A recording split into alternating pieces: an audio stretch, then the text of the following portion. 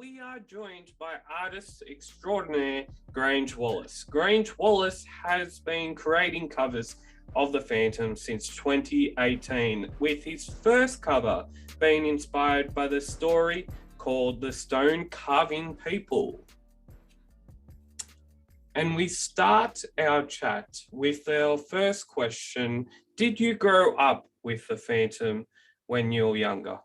Well, it's a funny one because it's a yes, but he wasn't the sort of core the main hero of my collecting. It was more like he was just kind of a part of my life, sort of like Mickey Mouse or Bugs Bunny. He was just always around. He was, there was the Billy Zane movie in '96, but box shorts and ties and the comics at the newsagent and stuff like that. Like I always had every odd year a Phantom show bag or something like that. There was always a handful of Phantom comics in my house. He was always a character. The thing that I liked about the Phantom is that he always looked the same as a kid, because as a Superman fan, you'd have like 3 or 4 different artists every month drawing Superman. He would always look wildly different, or sometimes the cover art would be different. But I always felt like because of Cy Barry's work, he was always a very consistent looking character, and that always appealed to me. Yeah, I think when I got into the Phantom, I obviously got in the Phantom. I started reading him in 2016, and I discovered the Phantom through my local news agency, and it's gone on for 6 more years after that. So I find it interesting. I find the character interesting, and when I get to see covers like this, or I get to see one of the newest covers, not by Alex Tripp, but a few months ago, a cover was released, which the story was The Phantom Beneath the Streets of Paris, and it was done by Nicola Scott. Yeah, Nicola Scott's great, isn't she? Yeah. I met her a few years ago, and she's absolutely lovely. Yeah, I met her last year, and she signed a few things for me. Yeah, she's very, very, very nice lady. I've only met her a handful of times. I'm not sure if she'd ever remember me, but she definitely leaves an impression. She's just a really down to earth, sweet illustrator, and seems to love what she does, which is always nice, and really good at it. Our second question is, what led you to do 5 connecting covers for few publications, The Phantom in the Ibis mystery saga? Well, the way that sort of started is Jamie Johnson, when I came onto the Phantom scene, he'd done a couple of, connecting covers, and I was just like, that's a really cool idea. That's a really cool concept, and I really liked it. Yeah. So the way I sort of looked at it is that as a freelancer, so I'm a freelance illustrator, I don't have, a standard 9-to-5 sort of job with a boss. Yeah. But what I do like to do with some of my clients, if they're for it, is sort of set some goals and some challenges that would work for me, both as an artist and also a publisher. So I actually was speaking to Dudley at the Leaf Hawk Memorial Dinner in 2019, before the whole pandemic started, during Sydney Supernova. That's where I think we met. And I basically pitched him the idea of doing an internet-connected cover, and I thought it would just be, maybe 1 or 2 covers connected. Yeah. But he said, "Oh, we're thinking about doing the Ibis mystery again," and I actually hadn't read it up until that point. Me either. And sorry, I hadn't read the story either. It was I hadn't read the story, but I have had in my collection. Few years ago, I picked up the first original part that had Antonia Lemos cover. That's the first part of it, and I haven't been able to find any of the other original covers to go with it, so I haven't really had the full printed story yet. And when they published it, it was so good. It was so good. Yeah, well, I was absolutely thrilled, because I believe it's pretty popular. And it was due for a reprinting. They actually sent me 4 original comics for me to look at and read. And I really enjoyed it. It was sort of that sort of, I know some people don't necessarily love the supernatural stuff, but I really liked it. And I kind of liked the fact that it went over a few generations of Phantoms. And that was one of the aspects that I sort of wanted to put in cover series. So I'm not sure if you'll have the ability to put it up in the video and post-production, but the Phantom's face goes from being it sort of almost goes up and down with initially, because it's all supernatural, he's unsure of himself, so he has sort of like a Yeah. bit of a grimace on his face. But then the second time he's dealing with the villain, he sort of, I forgot the villain's name, sorry. He seems more in control, like he's aware that it's that red the purplish Pharaoh, color. It's that red purplish cover, and I had it up with me on my computer just before I started. So the purplish cover, this. he looks a little bit more fearful, but then he starts realizing that it's all just like tricks, and he becomes more confident, and he's a bit more stoic as the covers go on. And then in the fourth one, he's actually quite he gets blown up a little bit, and he's a bit bloodied and beaten. And then there's the fifth cover, which hasn't come out yet, but I believe it's coming out later this year, where sort of the Phantom's going in for that last sort of final hurrah. So I haven't actually read that issue yet because it was still in production when I did the cover. So I'm hoping that it goes really well. Yeah, I liked all of those covers that you did, and I have been enjoying most of the Phantom covers that you have been doing over the last, I think, 4 years now since you started doing the first cover, which was the story done by the story Stone Carving People, and the author was Don Avenel, and the artist for it was Heiner Bade. Yeah, I enjoyed that story. It was a little bit simple and a little bit quaint, but I quite liked it. I think it might have a few things that need to be updated in it in terms of cultural sensitivities. But I thought I just kind of liked the idea of, like the story about how the Phantoms evolved over centuries and centuries, but then like Phantom Head Peak was just like this face, like this stone that was sort of kind of faceless but had a face.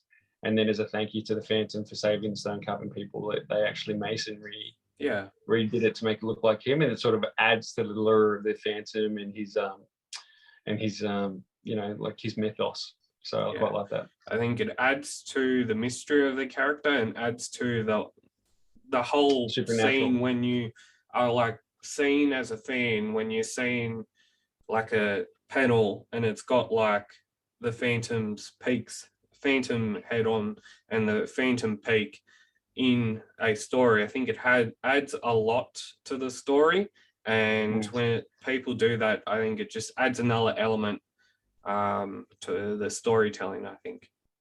It just adds a little bit of things. So like it's just one of the I like to add some small little flourishes to the Phantom, to sort of bring that stuff out. I quite often draw Phantom Head Peak in the background wherever I do like sort of a commission of the Phantom, because I feel like it adds a bit of depth to the image.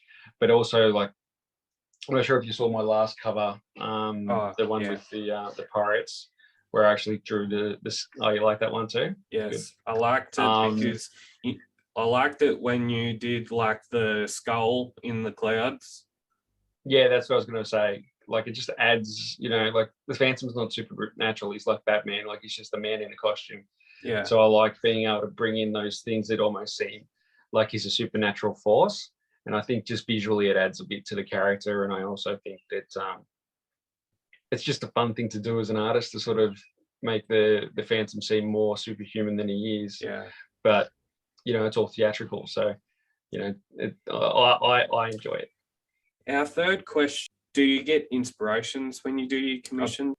The person that is commissioning an artwork sort of sometimes has a particular idea of where they want to go with the artwork. Like I think that it depends really. Some people are quite specific with what they want, so you sort of just do that. And then like I'd like to think that my experience level at the point sort of inspires itself, if that makes sense. So if I'm given an idea and I think, oh, how would I draw that? Usually that's sort of the process of me just sort of, like troubleshooting it in that regard. But then sometimes people want something just pretty open, like, oh, just draw me a picture. And then you're like, oh, those ones that are a little bit like, oh, what am I going to do? And then you sort of have to think about it and then think about it and come up with a fresh idea. But generally speaking, I try to do a combination of, so like with my Phantom covers, with the last one with the pirates, that was pretty specific. Dudley was like, oh, when the Phantom's swinging in, page 17 or whatever it was. Yeah. I feel like that would be a good starting point for the comic. cover, and I was like, oh yeah. So then what I thought about it is just doing it as an extended panel or like a splash page of that scene where the Phantom's already knocked a couple of people unconscious and he's swinging in to punch that last guy. So that was like, okay, so what I'll do is a hidden panel within a panel. Yeah, exactly. Yeah. So like I'll do like the panel that the original artist didn't draw, if that makes sense. And I've done that with the slaves people, which is another one where it actually has speech bubbles. And then generally speaking, like I try not to do homages too much because I kind of feel like if you're just copying something, you're robbing yourself and you're robbing, the viewers of the chance for new art. So I always try to take the ideas that are already there and then make it myself. Like I've done drawings of the famous As You Were Gentlemen panel of the Phantom, but instead of just doing a straight copy, I've changed the scene, change the angle, put the camera sort of deeper into the room. Good one. Yeah, so there's that cover there, which sort of was like that sort of it was in the sequence of when they're about to go and blow up the gates. So it was just sort of like a secret, like an extra scene panel being put into the comic. So yeah, generally speaking, I like to just try and do something new or do something fresh, hopefully, for the viewer and for the audience and as well as myself, because there's so many times where people do homages and there's nothing wrong with it.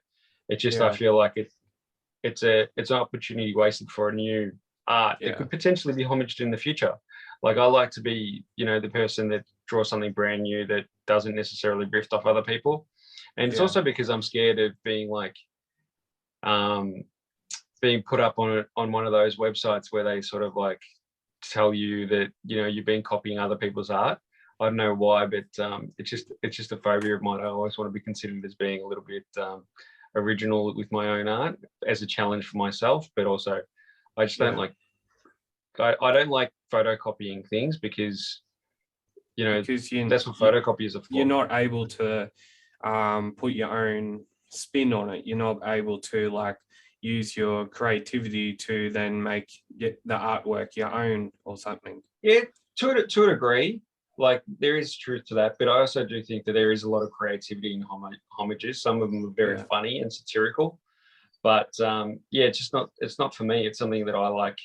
I like to explore what's new, and maybe I don't really want to use the word avant-garde because I don't think I'm avant-garde at all, but I like to go with something that's, could be the next step or the next evolution, which is probably one of the reasons why I always do some tailoring flourishes to the Phantom, depending on which Phantom I'm drawing.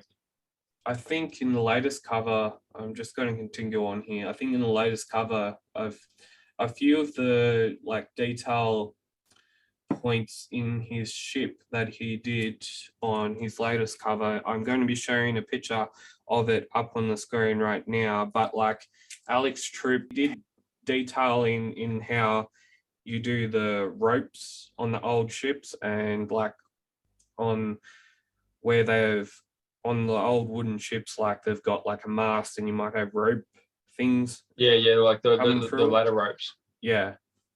The rope ladders, rather. Yeah. Question number 4 is, when you were young, why did you decide to pursue a career in art and graphic design? Well, so there's this common theory that, it's a God-given talent and that sort of thing. I don't necessarily prescribe to that. But what I do think is that when you do something when you're younger, drawing, running around, kicking footy, or whatever it is that piques your interest, reading, if you find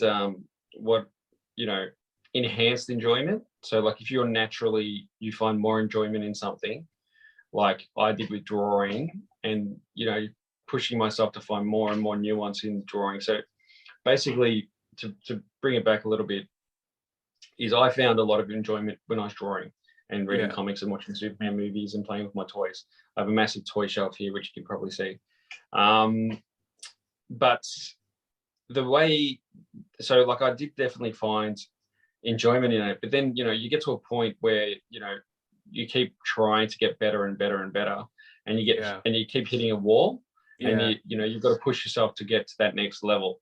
And I basically chose to start pushing myself to get to new levels and stuff like that, because I did have enhanced enjoyment and I could concentrate on it for a lot longer than other things.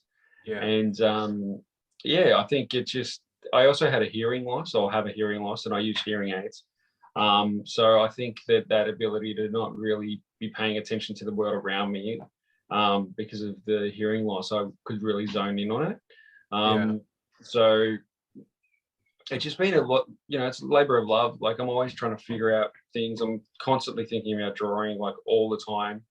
Like, I'm more like, I speak to people or I meet new people and I think about how I'm going to caricature their face if I ever drew them, rather than listen to what they have to say. So it's definitely something that's on my mind 24/7. So it's just sort of a passion now, as much as it always was. But now that it's my career, it's a little bit of a different story, because sometimes I get a little bit fatigued, or I have to draw things that I can't be bothered drawing, or they're not necessarily my favorite things to draw. But yeah, it's always been there. For me, it was always a meditative thing, like to file my brain, and then it became my career, and there you go. Yeah, I think when, well, 4 years ago, it's 2018, and I'm still in high school, and I picked this class, which is photography, and 4 years later, I still love it. I still have a passion for it. And if I'm looking at someone, or if I'm looking at someone, or if I'm looking at, say, a building, you notice like how the colors fall when the shadows go in, and you notice how all the lighting is working on the building, and you notice the lighting on a person's face, and it makes you happy. It makes you happy when you have something that you really enjoy and you really love. And that's why people say, oh, look, there's someone that has a passion for what he does. Yeah, I do. Sometimes I get quite tired of it. I get sore back from being over my easel and stuff like that. But like, sometimes I fell out of love with it just before the pandemic. Like, I was finding it quite stressful, always trying to find work and all that sort of thing.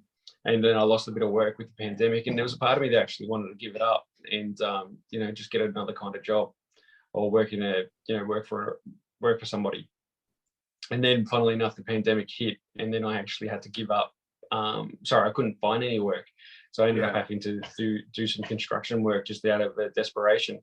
And then I realized how lucky I was to have built the career that I've been building from that point, from 2012 to 2019, so for 7 years. And then 3 years later, I'm quite happy, and I feel quite grateful for the ability to do the work that I do. Like, I'm still struggling with like the stresses and the strains with it, but I think that's part and parcel. But of being a freelancer, and I've got 2 kids now, which is also provides extra strain. But yeah, generally speaking, I'm pretty grateful that I've been able to sort of toughen it out, and I've had great support around me from my wife and my family and all that sort of stuff through like some of the tougher times. And I've got some really great clients, and yeah, I feel grateful. I'm grateful for you to be here, and we chatting about your Phantom comics and about your Phantom art and artwork in general, and the passion you have for it. And thank you, Bradley. Our fifth question is, before your first Phantom cover came out, did you ever think that you would have 10 covers, 1 bookmark, a horizontal poster, and a poster in the recent portfolio you did in the last 4 years? Well, I basically thought, it would be great if I could get, 1 or 2, maybe even 3 or 4 covers a year. And I'm not sure how many I've been getting, maybe 2 or 3 every year. And I don't see why or how I'd ever stop doing it. Like, each time I get a message from Glenn and Dudley, I'm happy, and I kind of want to drop the work that I'm doing just to do another Phantom cover, because I enjoy the work. It's like, comic book drawing is what I do the least, but it's the drawing that I'd like to do the most. So I don't have any real contacts into the American industry, so I don't have the ability to get to work on those bigger titles or anything like that. But I do find like a lot of enjoyment in doing the Phantom covers. So each one is a joy for me to create. And yeah, I just really enjoy them. So the fact that I've got 10 now, I think it's technically 11 because I did one that hasn't come out yet. And doing the posters and the pillows and all that sort of stuff, it's the folios rather, it's just the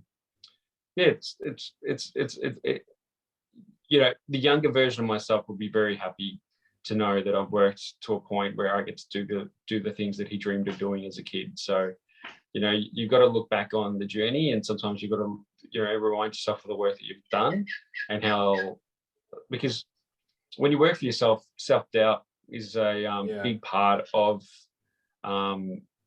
it's sort of like a it's a bit of a partner in the game. It's like it's a lingering thing, and it's in the back of your mind, and it like comes when you're trying to get to sleep or something, or it will come when you least expect it. Yeah, exactly. So it's always like it's a partner in crime with the whole thing. Yeah. So if work's been a bit quiet, or if I'm not sure how a particular artwork's going, and I'm like, oh, I don't like the way this is looking, you've got to find a way of muscling it out mentally to sort of like push yourself to that next level. So sometimes you have to look back and say, hey, on a second, I've done these 10 covers, people like them, they've been well received. Like people actually like my work.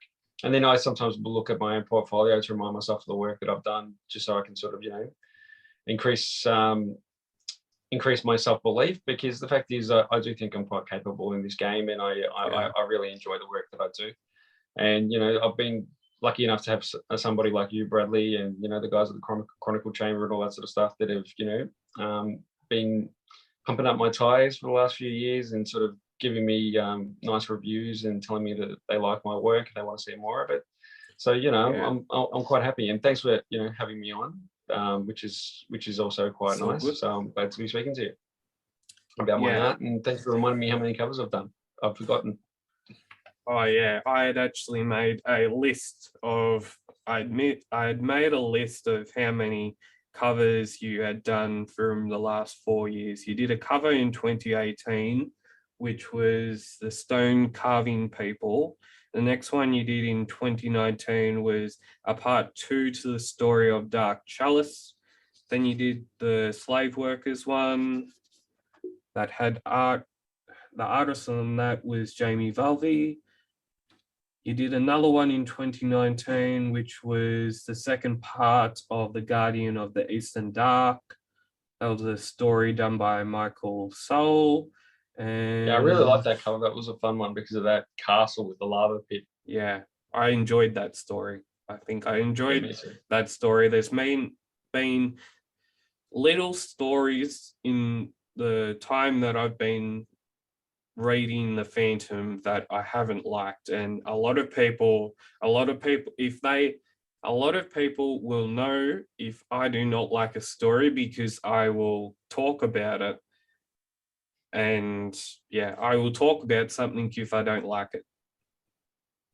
Yeah, well, that's a classic thing in advertising. If you have a good experience, you tell 3 people. If you have a bad experience, you tell 10. Yeah. You did 4 covers for the Ibis mystery. The first part of The Secret Theatre, which was an awesome story. I loved that one. And the most recent one was in 2022, The Kingdom of the Pirates, a story done by Norman Walker, and the artist being Jamie Valvey. The merchandise is the bookmark, the poster, and the portfolio art print. Yeah, it was I've been lucky that Glenn and Dudley have tapped me on the shoulder to do all those pieces. So, and I've enjoyed all the work. So maybe I might give him a call and ask him for another cover, because I don't feel like I've done any work for him for a while. Our question number 6 is the Phantom Caravan artwork. How did that come about? Well, Bradley Peach is just a lovely man, and so is his wife Joy. And yeah, they just asked me, you know, like, I'm not sure exactly how it came about, but I think Joyful sort of asked if I could do it, like sort of pointed Bradley in the direction of me, and then yeah, they just asked, and then I try to make Diana look like Joyful as well, and then yeah, just the subtle little few little tweaks there. And yeah, it was just a nice little piece. Like originally I'd had the measurements wrong, and I drew it as a you know, like a horizontal portrait piece, but then I had to redo it as a more like a widescreen thing. But yeah, it was he had to wait a long time for that because I had a lot of work on. But he commissioned that, and it was pretty cool. And then I got to do a follow-up piece for him as well, because he does he gets a lot of commissions of the Phantom Throne. So he likes people to draw the Phantom in the throne room. So I'm not sure if you've seen it. I'll see if I saw the. Is that? I saw the. I think I saw it on your Instagram or something. Yeah, probably. It's with the Phantom, and he's sitting on the throne, and there's like a lot of the background, I think, is either like that warm, darkish greyish color. Yeah, so it's just got yeah, it was just a black and white one, because I've done color ones for him in the past. Yeah. So we sort of just I asked him, I was like, do you want it black and white or grey? Sorry, or in color, and he was happy enough to have it in black and white. So I did it that way, because it's the same thing, because I'm still using the same textures to sort of emulate that. But yeah, it was just a fun little piece that I ended up doing for him. I've got it here on my iPad. Not sure if that will come up on your camera, but there we go. So it's just that one there, which it was a lot of fun to do that for him. Why did I go small? The internet. Anyway, all good. But yeah, he just asked me to do the caravan cover and the artwork for his throne room. He's got a Phantom throne room himself, with an actual throne in it, and yeah, he just had this RV that was going to be going around, and the cool part is that the people that actually did the vinyl wrapping of the print, they did some reflective parts. So like they cut out the eye where the fire in the Skull Cave entrance was in the eyes, and then they also did the Phantom's eyes, his belt, and his rings, so they were all reflective. So if you're driving behind it at night, all that stuff will be glowing. Oh, that's awesome. Yeah, it's really quite special. That's like mind blowing. That's like it's. You should see it in real life. It's really big. Okay, that is just awesome. And now the seventh question is: if you wanted to do anything to do with the Phantom, what would you do? I would do, if I could do anything with the Phantom, I would honestly be the creative director of an animated series and sort of like plot out the series. I'd do all the character designs. I'm also been I'll give you an exclusive. This isn't going anywhere. I haven't shown anyone this before, except for Duncan Munro, who's done me a big favor and written me a little synopsis and a little comic book of doing a modern take on the Phantom. So what this would be, in my mind, would be the original Phantom comic that's been going on forever. That stays as it is. But then this is sort of like if the Phantom continued living and dying past the 22nd Phantom, and we did a Phantom in 2025, who isn't the one from Phantom 2040, and he isn't the Phantom from Defenders of the Earth, but what he is a Phantom that lives within he's the first Phantom that becomes a part of the Defenders of the Earth, but it's not that Phantom, so like it's a different stylized version. So it would include a redesign of the Phantom, So instead of him having underwear, he's got like a jungle like sort of skirt sort of thing, but it's actually more like a loincloth, sort of like akin to He-Man. And it's also to make him look a bit more roguish, or like a little bit more, tribal. And then there's a modern take on, well, I'm getting text messages you don't need to read. And then I would do an updated version of Mandrake. And he's like old, but he actually has an illusion that makes him look young. And then an updated version of Flash Gordon, who's actually an older man and has like a space dome and helmet, and pops around his suit and stuff like that. And then just for a bit of fun, Popeye would show up just as like a sailor that helps him. Because just using all the Kingfisher characters, and I just thought that would be a fun little thing to do where he's actually around. And I haven't finished it, and there was a little sketch of Lothar. Good old Lothar. Yeah, so that was an idea, and then this was another concept of where, like, this was sort of just like an artwork that I didn't finish, of sort of like what that Phantom would look like with a bit more of a detailed posed, city's junglescape. I had the idea of his city being like half like a green city that's like half a jungle, half a city. So like the city has become, so there's like a jungle, but like the city has, like the jungle has overtaken the city. That's what I'm getting at. Well, sort of by design. So it's sort of like he patrols a city that's like Gotham City, but instead of it having like bats and gargoyles, it actually has like foliage on the little buildings. So like I just thought it would be a cool idea, and the comic starts with him taking over the mantle of his father. So he goes, collects the body of his father, and then starts his own adventures as the Phantom, and then like gets involved in all these stories that leads him to meet up with Mandrake and Flash Gordon and a few things like that. So I thought it'd be a really cool little like universe sort of expanding thing. But to be honest with you, I've just been too busy to work on it. So so good. So we'll see. Maybe one day. I'm not sure if the Fruit Crew can actually get all that stuff together, but So to answer your question, I'll do an animated series that sort of brings the Phantom into the modern world, and something that's sort of akin to like the 90s Batman cartoon.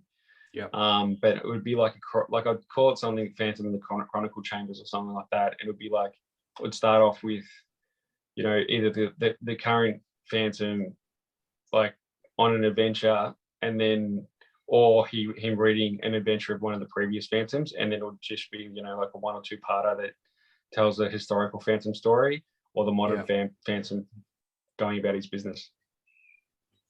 I'm thinking of how it would be like he's standing as the current Phantom, and he's holding like a book, one of those old Chronicle books, and he's reading an adventure, and then from there would be some sort of transition into the next like frame. A flashback. And our last question for today is, do you have any hobbies when you're not doing art? I do. I really love to cook. I love researching and watching videos about cooking and the alchemy of cooking. It's a real passion of mine. It's something that I sort of do on the side.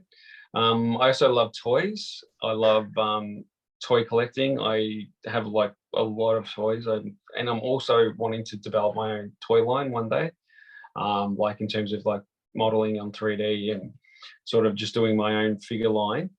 So I've actually been designing like in my spare time, I've been designing a plan on what would I call it? Sort of like a blueprint, lack of a better description, of an action figure body and how I'd sculpt it. So I'm not sure if that's coming up there. So that's just a little. So it's just a little a breakdown of how I'd do the joints so that it's got a certain kind of movement ability. But yeah, that's all I've got about that really. So just toys, cooking, obviously my family life, which is very important and private to me. But yeah, just generally speaking, it's just cooking and toys really. And I like to exercise a bit, but that's about it. Thank you, Grange Wallis, for joining us today on our special interview, our special exclusive interview with Grange Wallis. And if you would like to subscribe to the YouTube channel, you can do so if you want to. And as always, thank you for being here, Grange Wallis. And that is all for today. Well, thanks for having me, Bradley. I really appreciate it. And they were great questions. And I hope you enjoyed my answers. But yeah, thanks again for having me on the pod.